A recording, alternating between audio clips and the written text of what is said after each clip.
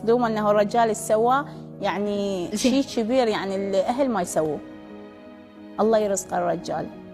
تفاجأتي؟ تفاجأت، ما قلت له كان انا عايشه عندك بحلم. اي خبر او اي سابق مثلا معلومه؟ لا ما عندي اي خبر، وانا صراحه كلش يعني هديه كلش حلوه، وما اعرف يعني شلون اشكره بها. كلمه الشكر قليله بحق الرجال. الله يرزقه. فرحنا لك، ومن بعدها رسا صار عندنا احباط وقت اللي سمعنا انه زينب لا انا ما اقدر اعيش بهذا البيت، لازم ارجع المكان اللي انا كنت والله قاعده لان بيه. انا قلت لك المكان اللي بي ما بيه سيارات.